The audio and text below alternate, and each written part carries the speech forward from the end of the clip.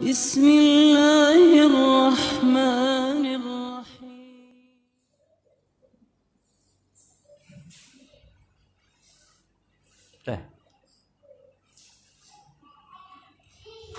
Setiap pengajian pakai bendera merah putih? Enggak, kali ini.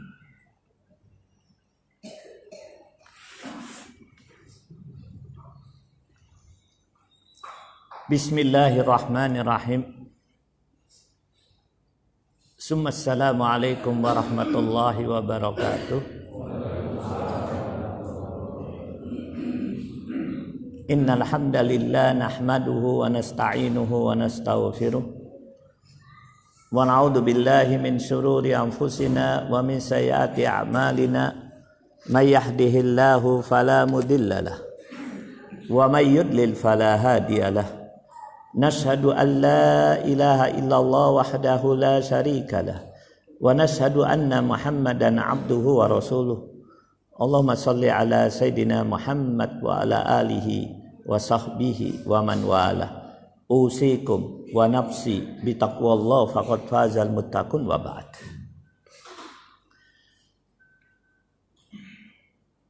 Ihwanu fiddin rahimakumullah. Alhamdulillah kita jumpa lagi. Mari kita berdoa kepada Allah Subhanahu wa taala, semoga perjumpaan ini memberikan manfaat bagi kita semua. Saya wasiatkan pada diri saya juga pada semuanya, marilah kita tingkatkan takwa kepada Allah Subhanahu wa taala.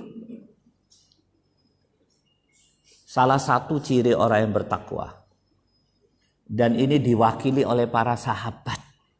Ciri sahabat itu, Rasulullah bersabda, "Alaikum bisunnati wa sunnatil khulafa ar-rasyidin al-mahdiyyin abdu alaiha bin nawajib." Wajib bagi kalian mengikuti sunnahku dan sunnah para sahabat yang lurus, yang mendapat hidayah. Gigitlah sunnahku dan sunnah sahabat dengan gerahammu. Jangan sampai lepas. Sunnah Rasul sudah sering kita pelajari. Sunnah sahabat, salah satunya adalah sahabat itu kalau ketemu Rasulullah selalu pertanyaannya, "Ya Rasulullah, ayu a'mal afdal?" "Ya Rasulullah, ayu a'mal ahabba ilallah?" "Ya Rasulullah, amal apa yang paling bagus menurut Allah?" "Ya Rasulullah, amal apa yang paling dicintai oleh Allah?" Itu para sahabat. Dan alhamdulillah saya hari ini dikasih materi yang bagus. Ustadz, bagaimana rumah tangga yang islami?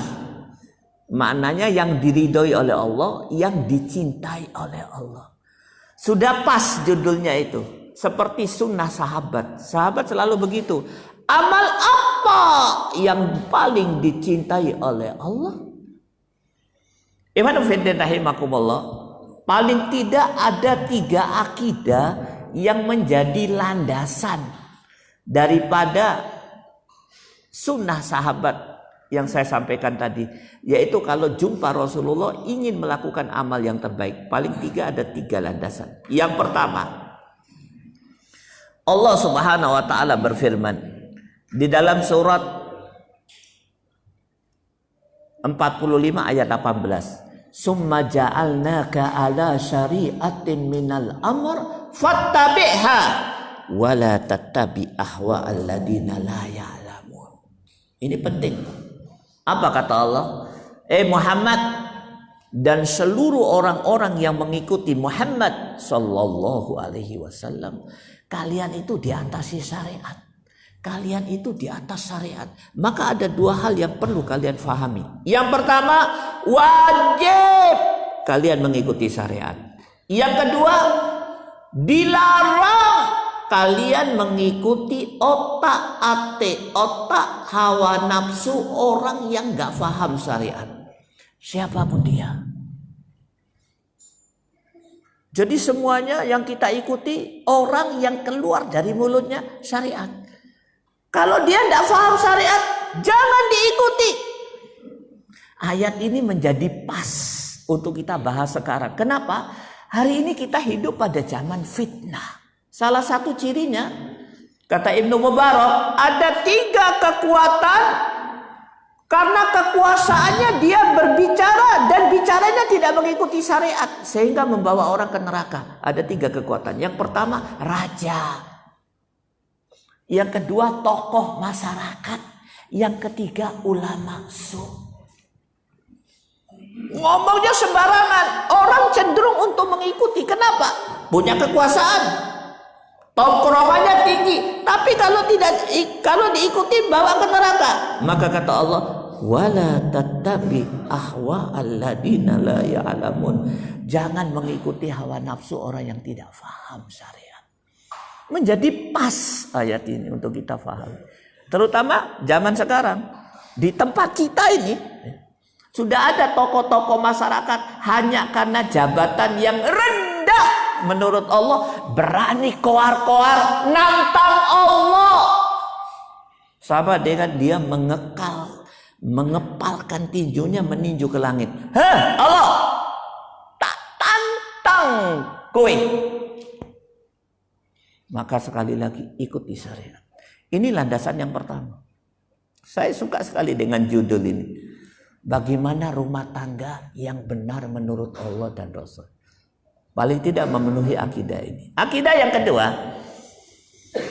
Allah Subhanahu wa taala berfirman di dalam surat 24 ayat 51. Pegang betul akidah ini. Apa kata Allah? Wa ma kana qaulal mu'minin idza du'u ila Allahi wa rasulih liyahkuma bainahum ayyaqulu sami'na wa ata'na. Orang mukmin itu kalau ada perintah Allah dan Rasulnya pasti punya akidah. Apa akidahnya? Sami'na wa ata'na. Kami dengar, kami faham, dan kami akan taati. Kenapa hal ini saya sampaikan? Kita hidup di zaman fitnah. Apa ciri zaman fitnah ini? Setiap yang ada dari Allah dan Rasulnya kami tolak. Padahal apa kata Imam Malik? Imam Malik ini ulama besar. Madhab al-arba'ah salah satunya beliau. Beliau datang ke kota Madinah, berdiri di samping kubur Rasulullah, kemudian berkata, kullu kalam ibni Adam yutrok wa yukhad illa sahib hadal qabr.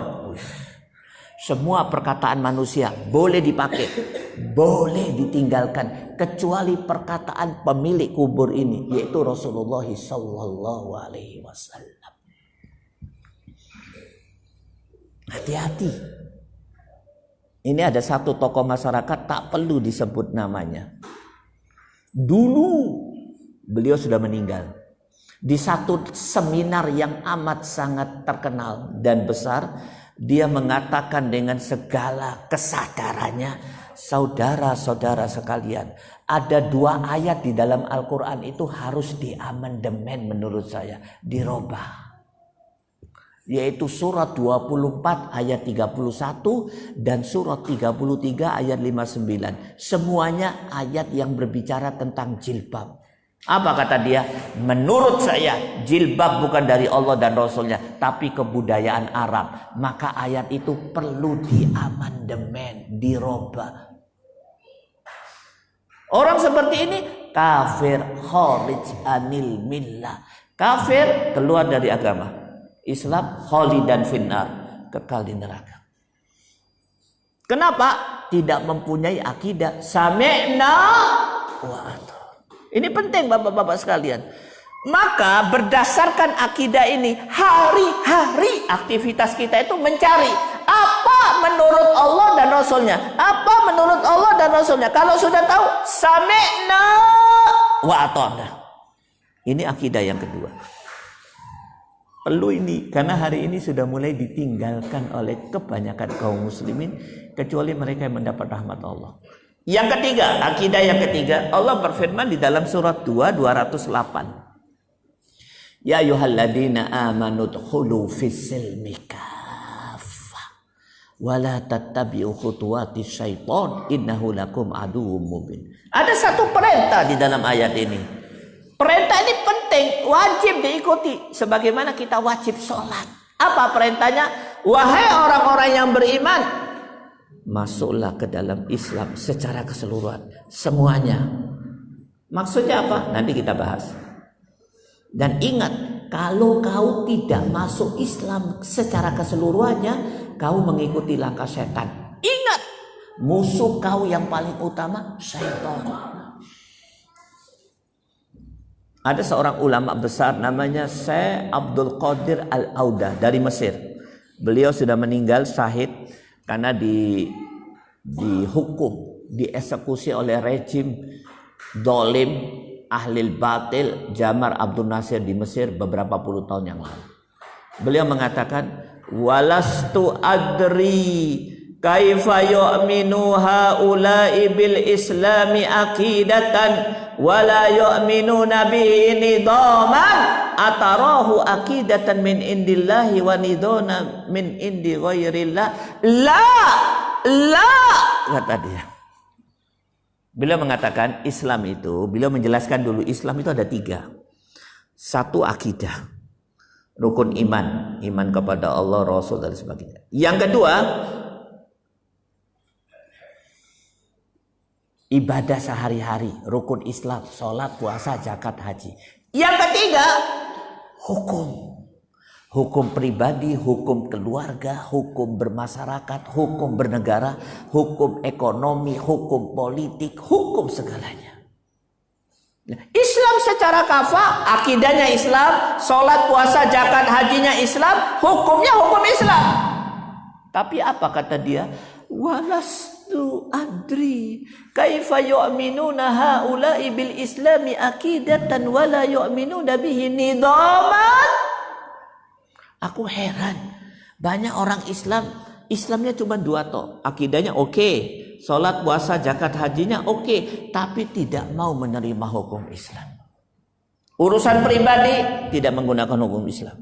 Urusan bermasyarakat tidak menggunakan hukum Islam. Membangun mahligai rumah tangga, mendidik anak, tidak mau pakai hukum Islam. Hukum manusia. Kenapa ini? Ada apa ini? Akidahnya dari Allah, tapi hukumnya tidak mau dari Allah. Tidak boleh. Ustadz, saya akidahnya Islam. Sholat, puasa, zakat, haji, umroh, haji. Masya Allah. Umroh tiap bulan. Sholat 5 waktu di masjid. Tapi hukum Allah, hukum bermasyarakat, hukum keluarga, hukum pribadi, saya tidak mau hukum Allah. Boleh nggak? Kata Allah, haram. Tidak boleh. Seperti apa bahayanya? Dahsyat. Banyak maaf, ayat ini jarang dibahas. Surat 4 ayat 65. Apa kata Allah? Fala wa rabbik la yu'minun. La yu'minun hatta yuhaqqimuka fima syajara bainahum. Fala wa rabbik. Allah bersumpah. Biasanya Allah kalau bersumpah menyebut nama benda. Wal laili wan nahari wal asri, tapi khusus ayat ini warabbik, demi Rabbmu. Tidak nyebut nama benda lagi, yang disebut nama dirinya. Warabbik la yu'minun, kalian semua, mereka semua tidak beriman. Sampai apa? Sampai sholat gak? La. Puasa gak? La. Yuhaqqimuka fima syajara bainahum, sampai mereka melakukan satu pekerjaan baru mereka beriman. Apa itu? Yuhaqqimuka fima syajara bainahum, menjadikan Rasulullah sebagai hakim, menjadikan Al-Quran sebagai hukum. Serius Pak. Nah, maka sekali lagi ada 3 akidah yang melandasi judul ini, dan 3 akidah ini pula yang menjadi sebab seorang sahabat dan beberapa sahabat serta semua sahabat kalau ketemu Rasulullah selalu bertanya, ayu a'mal afdal. 3 akidah. Akidah yang pertama, harus ikuti syariat, tidak boleh mengikuti otak-atiknya manusia bodoh. Apapun jabatannya, Ustadz dia raja, hatta raja, pejabat Ustadz, hatta pejabat, Ustadz dia Pak Menteri, hatta menteri. Jangan ikuti. Paham Pak? Karena hari ini sudah ada menteri-menteri yang sudah pongah, sombong, nantang Allah. Kenapa begitu? Karena memang ini zaman fitnah. Kenapa begitu? Ini pemimpin sudah mulai terang-terangan mau bawa kita ke neraka. Akidah yang kedua, sami'na wa ata'na. Akidah yang ketiga, masuk ke dalam Islam secara keseluruhan. Cukup, sudah saya sampaikan. Sekarang mari kita masuk ke topiknya. Itu tadi penting, ya. Kalau kita tahu syariat tapi tidak tahu akidah, musibah. Ini kan membangun mahligai rumah tangga itu syariat, tapi akidahnya salah, musibah. Sholat, puasa, zakat, haji, tapi akidahnya salah, musibah. Musibahnya sebesar apa? Nih Allah berfirman di dalam surat 39 ayat 65. Apa kata Allah? Ini ayat ini pelajari betul, Pak. Walaqad uhiya ilaiki wa ilal ladina min qablik la in asrakta la yahbatanna amaluka wa la takunanna minal khasirin. Serius ini? Muhammad, kata Allah, wahai Muhammad, aku akan berikan kepada kau satu pasal, harus kau pegang teguh. Pasal apa ini ya Allah? Kau dan seluruh nabi sebelum kau, sejak Isa sampai Adam, la in asrakta, kalau kau syirik. Syirik itu definisinya menurut ulama diantaranya akidahnya nggak benar. La yahbatonna amaluka, seluruh amalnya runtuh, sholatnya, puasanya, zakatnya, haji runtuh, dan akan dimasukkan ke dalam api neraka. Maka tadi saya sampaikan 15 menit akidah, pegang betul. Sekarang kita masuk ke syariat, bagaimana rumah tangga yang diridhoi oleh Allah. Cukup kita buka satu ayat. Allah Subhanahu wa taala menjelaskan di dalam surat An-Nisa ayat 34. Rumah tangga yang diridhoi oleh Allah adalah ar-rijalu qawwamuna 'alan nisa bima faddalallahu ba'dahum 'ala ba'd wa bima anfaqu min amwalihim fas-shalihat qanitatun hafidatul lil ghaib. Cukup. Ayatnya panjang sebenarnya, tapi saya cukupkan. Ayat ini menjelaskan rumah tangga yang islami, rumah tangga yang diridhoi oleh Allah, rumah tangga yang akan membawa penghuninya ke jannah, harus diperkuat oleh dua pilar. Pilar yang pertama, ar-rijal qawwamun, suami yang qawwam. Ustadz, qawwam itu artinya apa? Saya buka beberapa pendapat ulama. Qawwam itu artinya paling tidak 3. Yang pertama, suaminya takut kepada Allah Subhanahu wa taala. Takwa. Apa arti takwa? Takut kepada Allah. Kalau suami tidak takut kepada Allah, musibah. Pasti rumah tangganya dibawa kepada kesesatan. Pasti rumah tangganya dibawa ke dalam neraka. Loh Ustaz, bisakah rumah tangga dibawa ke neraka? Bisa.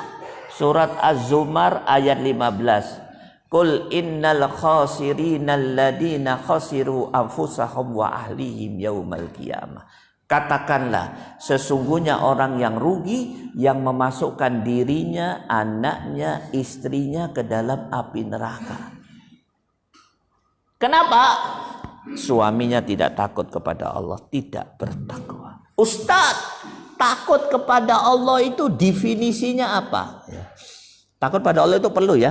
Man khafallah dallahul khaufu ala kulli khair. Kalau orang takut kepada Allah, maka rasa takut akan membawa dia, rasa takut kepada Allah membawa dia melakukan segala kebaikan. Nah, takut kepada Allah itu definisinya apa? Nih, saya ambil satu definisi yang paling cocok untuk zaman fitnah ini. Apa itu? Dijelaskan oleh Allah di dalam surat 2:150. Apa kata Allah? Fala tahsauhum wahsauni wali utimma ni'mati alaikum wala'allakum tahtadun. Ya, akhir kalimat terakhir. Takut kepada Allah itu takut kepada Allah dan tidak takut kepada manusia. Nah, takut kepada Allah dan tidak takut kepada manusia. Ustaz, saya takut kepada Allah tapi wedian sama manusia. Kau belum takut kepada Allah. Ini saya akan sampaikan satu ayat. Ini takmir masjid semuanya ini. Takmir masjid itu apa? Bukan yang megang kunci. Bukan yang nyapu. Bukan ketua takmir. Tapi yang tertambat hatinya di masjid. Yang selalu ingin sholat di masjid. Cirinya apa? Masya Allah. Allah menjelaskan di dalam surat 9 ayat 18. Kalau perlu ditulis nanti. Ciri mereka yang tertambat hatinya di masjid. Apa kata Allah?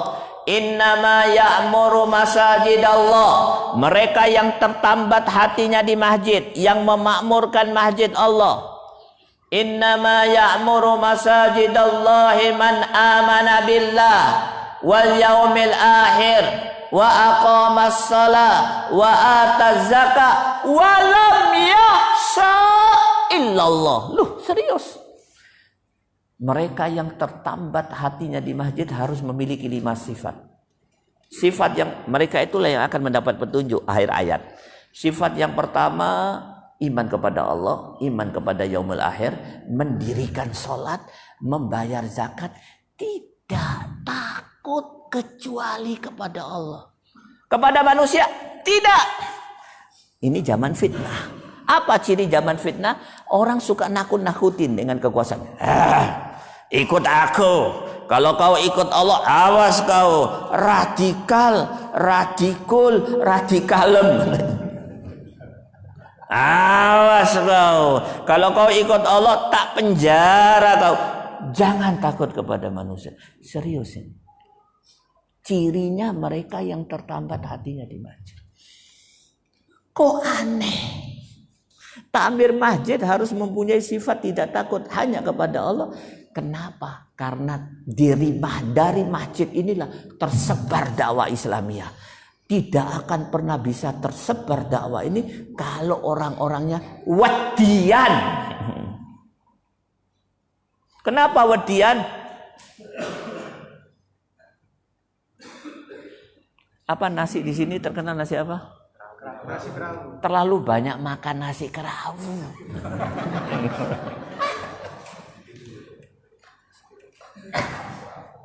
Jadi satu.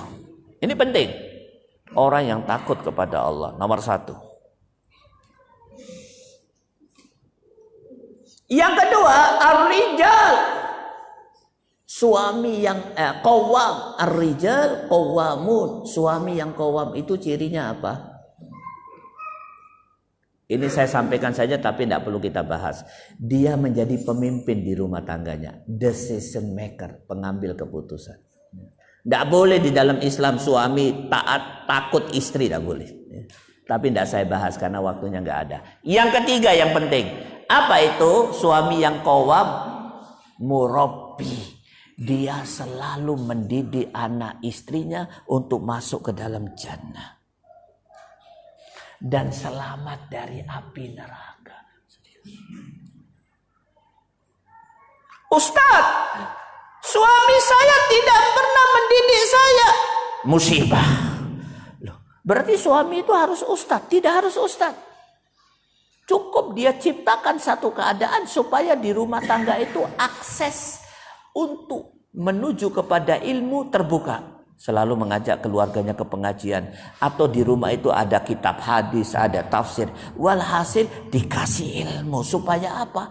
Masuk jannah dan terhindar daripada api neraka.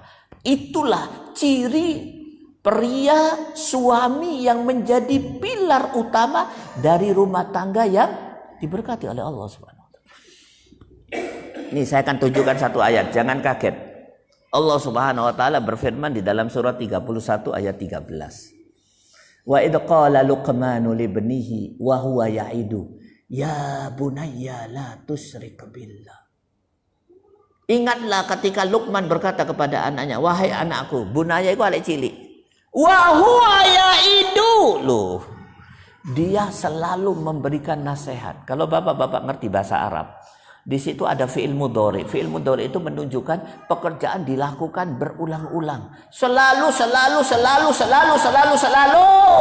memberi nasihat. Maka fungsi suami cerewet.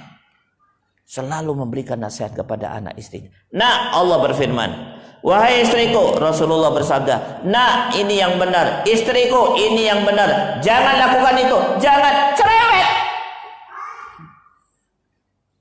Musibah kalau suami bisu membisu 1000 bahasa. Ditanya sama anaknya, Bi, jalan ke surga ya apa, Bi? Bagaimana caranya supaya dapat hidayah? Jawabannya cuma loro, embu sakarepmu. Bi apa? Embu. Loh, ya apa caranya supaya kita masuk jannah? Sakarepmu. Suami harus cerewet. Antum tahu, saya teliti dan ini diteliti oleh ulama, kita ikut pendapat ulama. Pendidikan anak ini serius. Apa kata Allah? Di dalam surat 25 ayat 74, Allah menjelaskan, Rabbana hablana min azwajina wa dzurriyyatina qurrata a'yun waj'alna lil muttaqina imama. Serius. Ayat ini dimasukkan oleh Allah di dalam doa supaya kita hafal semua, dan doa ini doa yang paling disukai kaum muslimin. Hafal kabeh kan? Tapi ingat, di dalam doa itu ada satu pelajaran penting yang dilupakan oleh kebanyakan kaum muslimin, kecuali mereka yang mendapat rahmat Allah. Apa kata Allah? Manusia, kau kalau mau didik anak harus seperti yang aku inginkan. Yang aku inginkan anakmu harus berada di puncak dua. Apa itu? Qurrata a'yun imamul muttaqin. Anakmu harus di puncak rasa takutnya kepada Allah, sehingga qurrata a'yun. Anda tahu qurrata a'yun itu apa?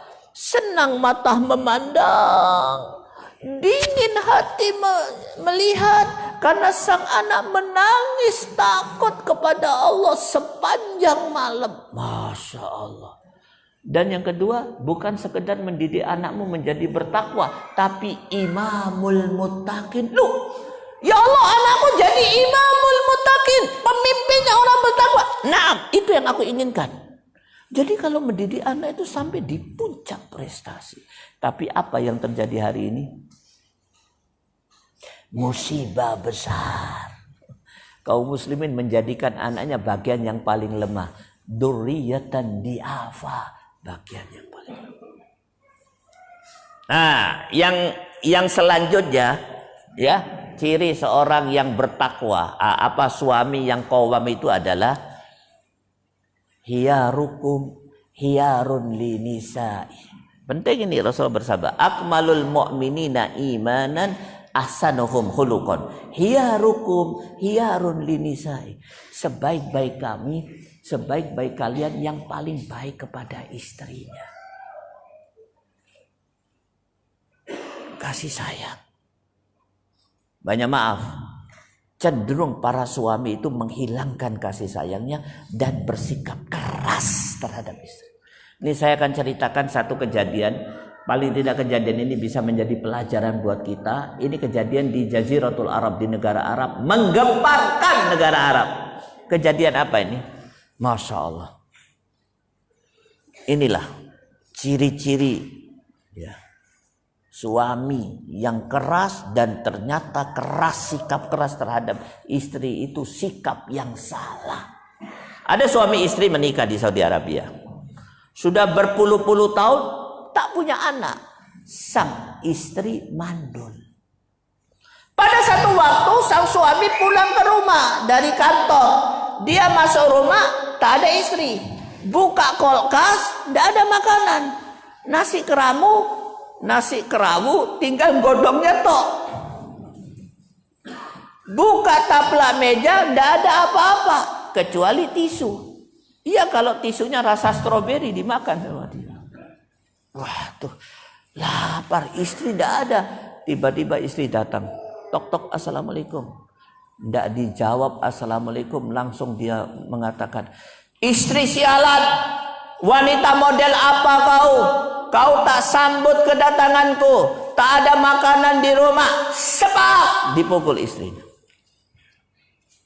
Kata istrinya, wahai suamiku, jangan kasar. Aku akan buatkan makanan, aku akan panaskan air panas. Tidak usah air panas, ditendang istrinya. Sudah mandul pula. Belum sempat istri mengatakan apa kata suaminya? Aku talak kau. Lu kenapa kau talak? Talak 3. Ditendang istrinya, diusir. Besok pagi-pagi rumahnya diketok, rumah pria ini.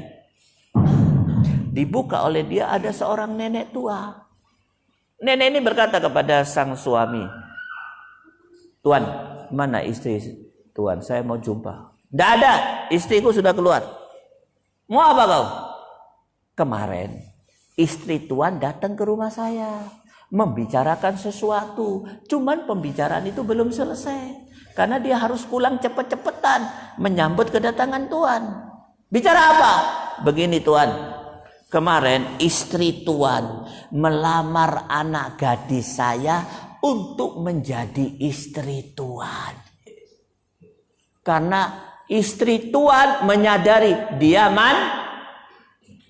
mandul. Kaget oleh. Rupanya istriku api. Singkat cerita, nikahlah sang suami dengan istri kedua. Anak gadis, anak daripada nenek tersebut. Bertahun-tahun tidak punya anak. Ke dokter, diperiksa oleh dokter. Apa kata dokter? Sing mandul kowe, suaminya. Yang mandul kau, bukan istrimu. Gemetar dia. Pelajaran apa yang bisa kita ambil dari kisah ini? Ingat, sak kurang-kurangnya istri kita, sak lemah-lemahnya istri kita punya kelebihan, maka jangan bersifat kasar. Apa kata Rasulullah? Hiyarukum hiyarun linisai. Serius ini. Sebaik-baik kau menurut Allah, yang paling baik kepada istrinya. Jadi standarnya, makin baik seseorang kepada istri, baik pula kedudukannya di hadapan Allah Subhanahu wa taala. Maka Iwan Fiddin rahimakumullah, mungkin itu. Sekarang mari kita bahas pilar yang kedua. Istri yang solehah. Istri yang, tadi kan rumah tangga yang suami yang qawwam. Yang kedua, istri yang soleh. Apa ciri istri yang soleha? Yang pertama, takut kepada Allah. Ini penting. Takut kepada Allah. Ini saya akan tunjukkan kepada ibu-ibu sekalian. Wahai ibu-ibu, hebatnya istri-istri di zaman Rasulullah itu.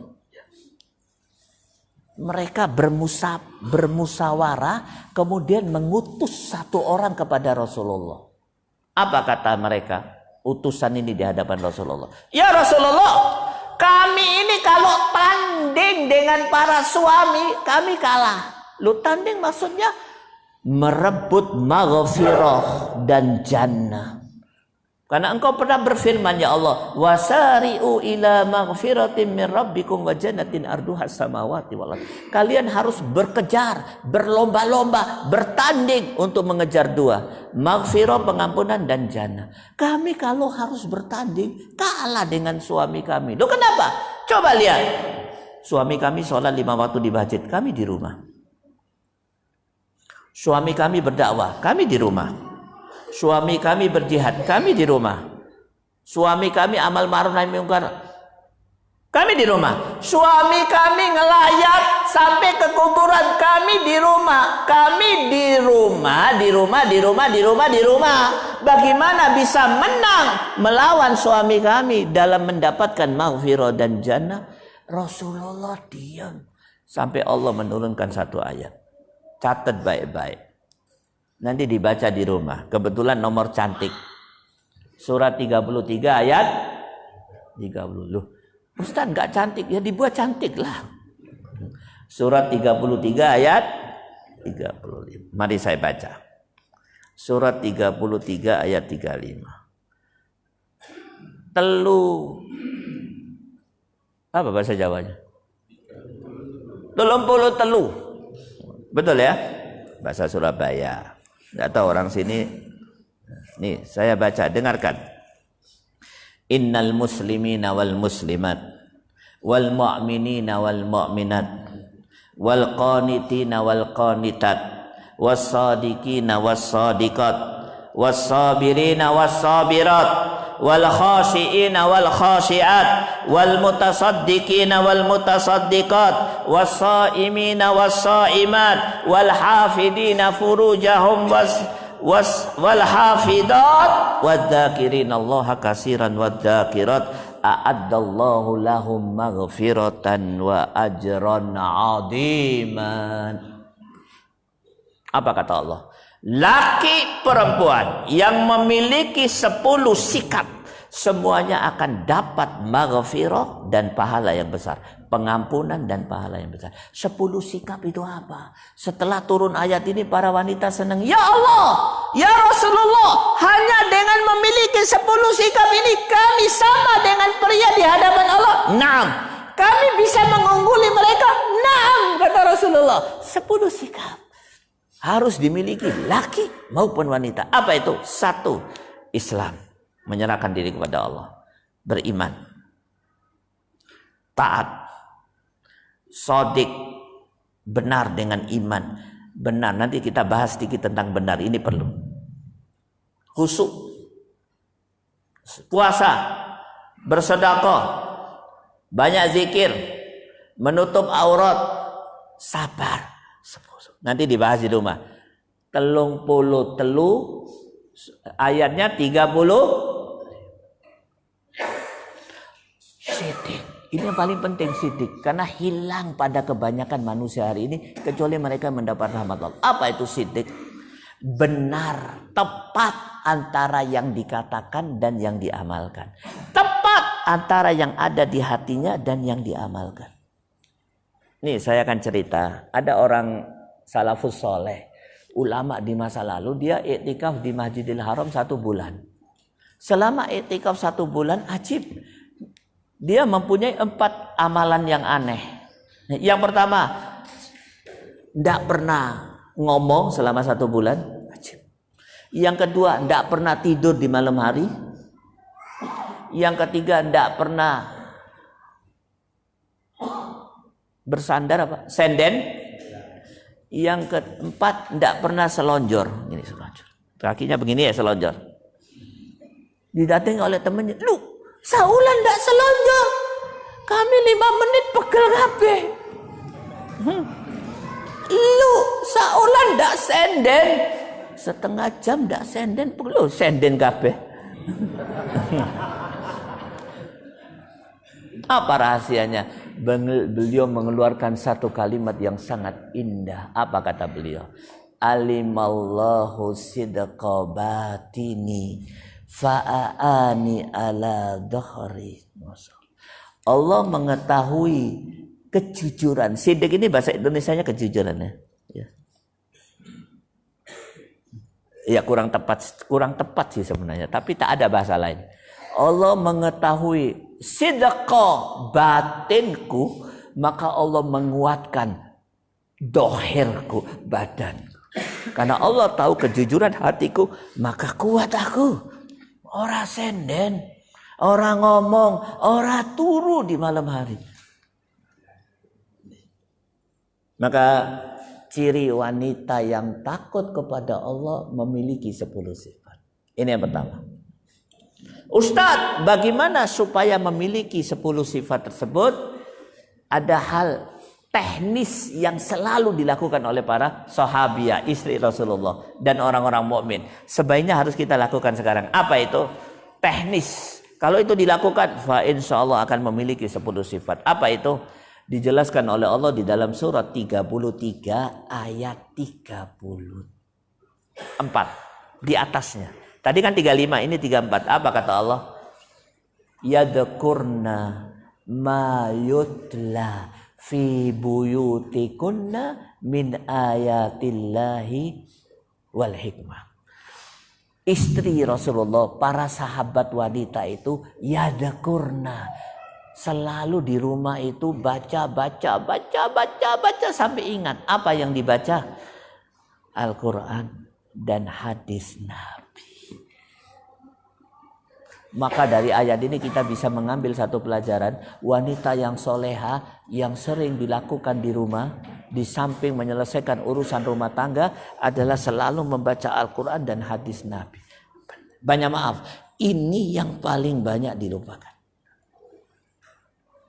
Kemudian sifat yang kedua, hafidhat lil ghaib bima hafidallah. Pada saat suami tidak ada di rumah, dia selalu menjaga 4 hal. Ini penting. Apa 4 hal? 1, agamanya sang istri dijaga. Tidak ada suami, dia tetap tidak mau melakukan kemaksiatan. Yang kedua, harga diri suami dia jaga. Yang ketiga, dia jaga anaknya. Dan yang keempat, dia jaga hartanya. Ini sebagai ilustrasi, saya mau cerita sedikit kejadian di negara Arab yang menggemparkan negara Arab. Wanita soleha. Ceritanya begini. Saya tahu orang Gresik suka cerita. Apalagi dengar cerita sambil makan nasi kerawu. Nih saya cerita. Ada suami istri cekcok. Cekcok nama akhirnya suami mengangkat tangannya, dihantam istrinya. Ceprot. Baru saja selesai dipukul, rumah dibel. Dibuka oleh istrinya, ternyata yang datang ibunya istrinya, pamannya, saudaranya. Suaminya ketakutan. Baru saja anaknya tak ceprot.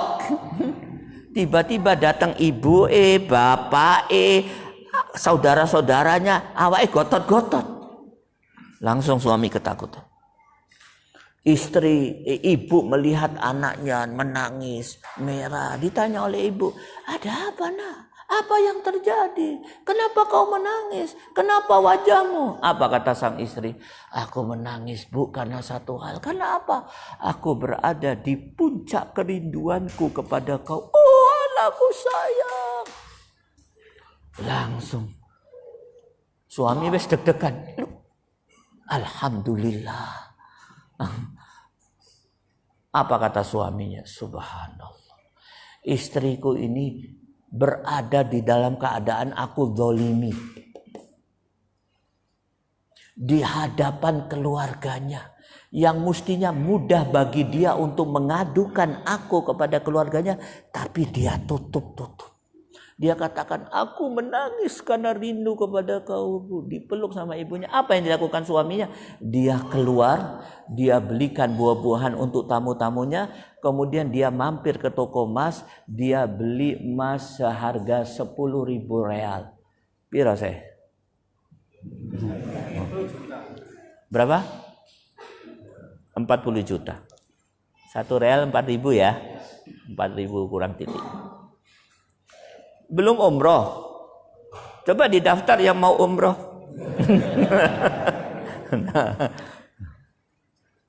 Dia beli emas, sampai di rumah dikasih buahnya, kemudian dia datangi pada istriku.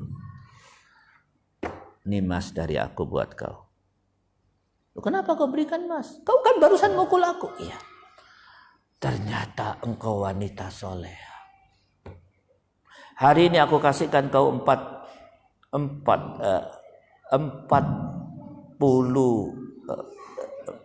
real ya, 40.000 ya, 40 juta, 10.000 real. Besok kau minta apa, semua milikku untuk kau. Kau wanita soleh, kau mempunyai satu sifat, hafidhat, merahasiakan aib suamimu. Pada satu keadaan yang paling memungkinkan buat kau menurut syariat untuk buka aib suamimu di hadapan bapakmu, karena baru saja aku dolimi kau. Wanita soleh. Banyak maaf, sekarang banyak wanita suka buka aib suaminya. Pada saat suaminya keluar kota, waduh, ketemu ibu-ibu yang lain. Suamiku kalau mangan, ibu pin 5.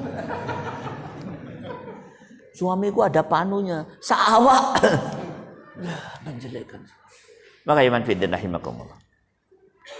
Mungkin itu saja hal-hal yang perlu saya sampaikan sehubungan dengan membangun rumah tangga yang diridhoi oleh Allah Subhanahu wa taala. Tapi yang paling penting tadi dasar akidah yang saya sampaikan selama 15 menit tadi. Karena tanpa akidah seperti itu, syariat yang kita bangun, katakanlah membangun mahligai rumah tangga, mendidik anak dan apapun menjadi tidak bermanfaat. Kemudian yang terakhir, ada dua hal yang harus dimiliki oleh rumah tangga. Saya kurang 2 menit loh ini. Sabar, jangan keluar. Jangan keluar. Kurang 2 menit. Itu kalau nggak nambah. Ya. Banyak maaf ini harus saya sampaikan. Rumah tangga yang sudah benar, istrinya soleha, suaminya soleh, bisa menjadi sesat hanya karena memiliki 2 sifat. Sifat yang pertama, ta'assub yang berlebihan. Apa itu ta'assub? Mengkultuskan organisasi, mengkultuskan ulama, mengkultuskan ustadznya, mengkultuskan alirannya, mengkultuskan masjidnya, sehingga dia mempunyai satu pemahaman, si bener aku toh ustadzku, masjidku, selain itu salah semuanya. Hati-hati. Dan hari ini kita hidup di zaman fitnah, kecenderungan ke arah itu besar. Kalau bukan ustadznya, aku tidak mau dengar. Selain ustadzku, tidak ada yang benar. Atas dasar apa kau bilang begitu? Mungkin Allah menitipkan hidayahnya pada mulut orang-orang lain, atau mungkin pada orang yang tidak kau sangka. Ingat, hanya Rasulullah satu-satunya orang yang kita ikut, dan pada saat itu tidak boleh ikut siapapun di zaman beliau hidup. Umar ibn Khattab pernah pada satu waktu lagi kumpul sama Rasulullah baca kitab Taurat. Ditanya oleh Rasulullah, Umar, apa itu kitab Taurat? Hah? Ya Umar, lau kana Musa baina adhurikum summa taba'tumuhu wa taraktumuni la dalaltum dalalan ba'ida. Serius, marah Rasulullah. Umar, jangankan kitab Taurat, Nabi Musa hadir sekarang, kau ikuti dia dan kau tinggalkan aku, kau sesat sesat-sesatnya. Kau Nabi Musa dan semua Nabi kalau hidup harus ikut aku. Itu Rasulullah, tidak bisa digantikan oleh manusia siapapun. Loh, sorbannya gede Ustaz, walaupun 50 kilo. LC Ustaz, LC, hatta MA, Profesor Doktor. Kenapa? Dia masih manusia, tidak bisa memenuhi seluruh kebutuhan hidayah kita. Kalau dia membawa kepada kebenaran, membawa kepada ilmu, dia akan mengatakan, saudara-saudara sekalian, Anda ikut saya boleh, tapi ingat, harus ikut orang lain juga. Orang lain lebih pandai dari saya. Orang lain mungkin Allah titipkan hidayah Allah. Saya ini lemah, dhaif, begitu. Tapi kalau dia mengatakan, ikut aku, jangan ikut yang lain batil, bid'ah, fasik. Ucapkan assalamualaikum, tinggalkan dia, tidak usah noleh lagi selama-lamanya. Siap? Siap. Yang kedua, rumah tangga yang sudah lurus bisa serong kalau dia meninggalkan satu pekerjaan besar. Apa pekerjaan besarnya? Buka surat 4 ayat 125. Apa kata Allah? Ayat ini serius. Tapi khusus untuk ayat ini tak tambah 2 menit tidak apa-apa.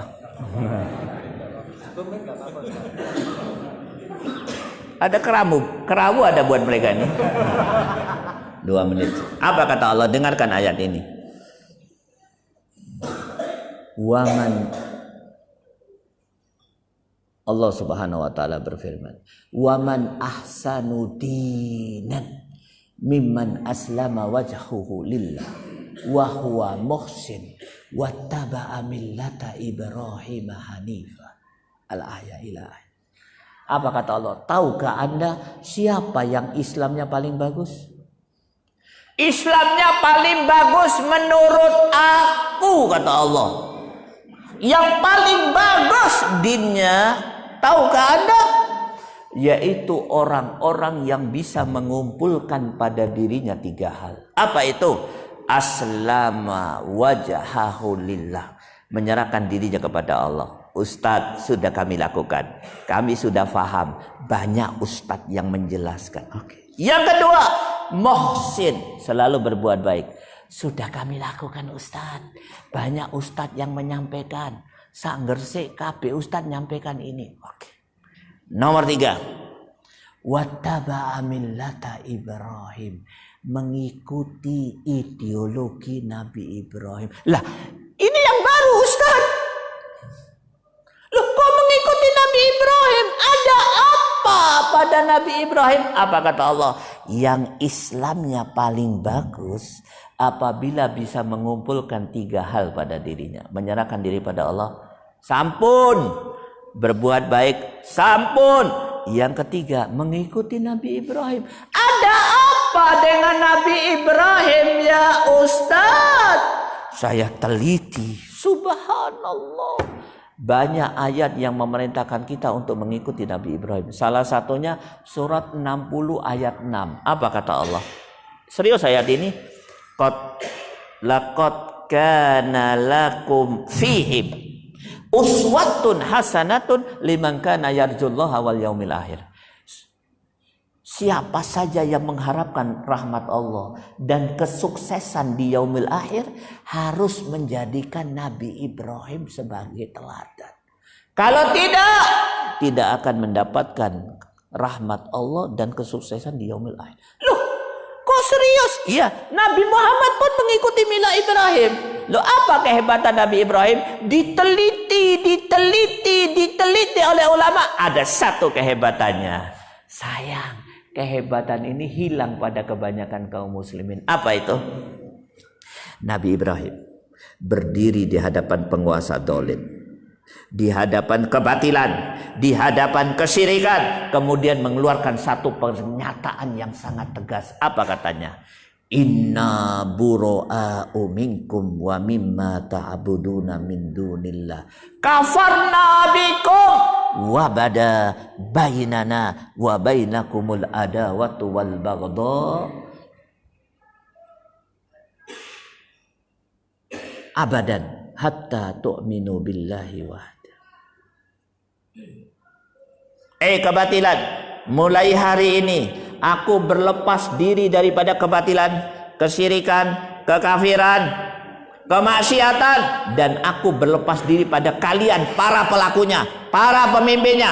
Mulai hari ini tidak ada hubungan kami dengan Anda kecuali permusuhan, kebencian selama-lamanya sampai Anda beriman kepada Allah. Kalau iman Anda sudah iman kepada Allah, kami akan cinta kepadamu. Wih, apa cirinya? Al-muqawamah, perlawanan, kebencian terhadap kebatilan. Kenapa hal ini saya sampaikan? Anda tahu kapan itu disampaikan oleh Nabi Ibrahim? Di awal dakwah kah? Di tengah dakwah atau di akhir dakwah? Kapan, Pak? Ahli sejarah mengungkap di awal dakwah, bahkan di dakwah yang pertama kali. Apa yang terjadi? Nabi Ibrahim disiksa dengan penyiksaan yang paling kejam yang pernah dilakukan manusia di zaman itu. Dibuat api unggun yang besar, dimasukkan ke dalam api unggun, dibakar. Perlawanan terhadap kebatilan itu sebaik-baik Islam seseorang. Kenapa hal ini saya sampaikan? Kita hidup pada zaman fitnah. Cirinya apa? Kaum muslimin hizyum fil hayati dunia, hina hidupnya di dunia. Dan kalau tetap setuju dengan kehinaannya, wa yaumal qiyamati yuradduna ila asyaddil adab, dimasukkan ke dalam api neraka. Na'udzubillah min dzalik. Apa tanda kehinaan itu? Tidak tegas terhadap kebatilan. Akibatnya apa? Ngerse loh ini. Kota Wali kota santri, kota kiai, kota pondok pesantren. Lihat di Gresik. Di Gang Kauman ada judi togel. Di belakang perkampungan kaum muslimin ada penjual khamar. Di belakang SDIT ada LGBT. Di gang perumahan blok kaum muslimin ada kristenisasi. Iya apa enggak? Ahlu Gresik, iya apa enggak? Iya apa enggak? Jangan membisu 1000 bahasa. Ini saya mau tanya, yang paling senior, yang paling sepuh, asmanipun sinten? Pak Adi. Jawab Pak Adi jawab. 10 tahun yang lalu di kota Gresik ini dibanding sekarang, dibanding dengan 10 tahun yang lalu, kemaksiatan tambah akeh apa berkurang? Jujur dengan apa yang disampaikan? Semuanya setuju? Setuju. Loh, kok tambah akeh? Masjidnya tambah akeh. Ustadznya akeh. Pengajian dikasih nasi kerawu. Kok tambah banyak?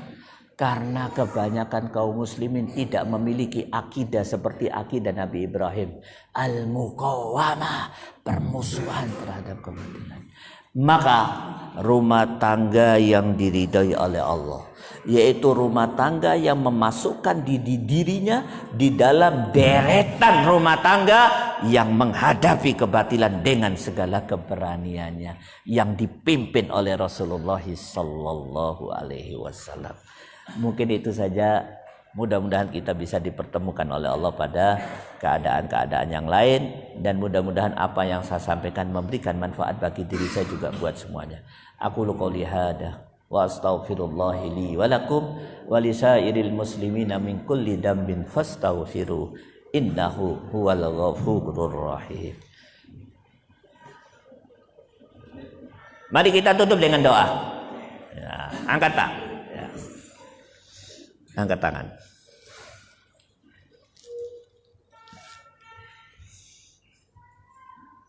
Alhamdulillahirabbil alamin. Alhamdulillahirabbil alamin. Alhamdulillahirabbil alamin. Ya hayyu ya qayyum, ya hayyu ya qayyum, ya hayyu ya qayyum. Ya dzal jalali wal ikram, ya dzal jalali wal ikram, ya dzal jalali wal ikram. Allahumma salli ala Muhammad wa ala ali Muhammad. Allahumma salli ala Muhammad wa ala ali Muhammad. Allahumma salli ala Muhammad wa ala ali Muhammad. Allahumma fir lil mu'minina wal mu'minat, muslimina wal muslimat, wa alif baina qulubihim, wahdihim subulas salam, wa akhrijhum minad dhulumati ila nur, wa jannibhumul fawahisa ma dhahara minha wa ma batan, wa barik lahum fi asma'ihim wa absarihim ma abqaitahum. Waj'alhum syakirina li ni'amik musnina bihi alaika biliha wa atimha alaihim ya rabbal alamin. Allahumma ansur kitabaka wa dinaka wa ibadakal mu'minin. Allahumma addibil kuffara wal munafiqin alladina yasudduna an sabilik wa yubaddiluna dinak wa yu'aduna al mu'minin. Allahumma ansur mujahidina wal mustada'afin wal muslimina fi Sam wa fi Palestin wa fi Afghanistan wa fi kulli makan wa fi kulli zaman wa fi baladina hada Indonesia. Rabbana la tuzigh qulubana ba'da id hadaitana wa hab lana min ladunka rahmah innaka antal wahhab. Allahumma inna nas'aluka husnal khatimah. Allahumma arzuqna taubatan nasuhan qabla al-maut. Allahumma ya muqallibal qulub sabbit qulubana ala dinik. Rabbana hab lana min azwajina wa dhurriyyatina qurrata a'yun waj'alna lil muttaqina imama. Rabbana atina fid dunya hasanah wa fil akhirati hasanah wa qina adzabannar. Subhana rabbika rabbil izzati amma yasifun wa salamun alal mursalin walhamdulillahi rabbil alamin.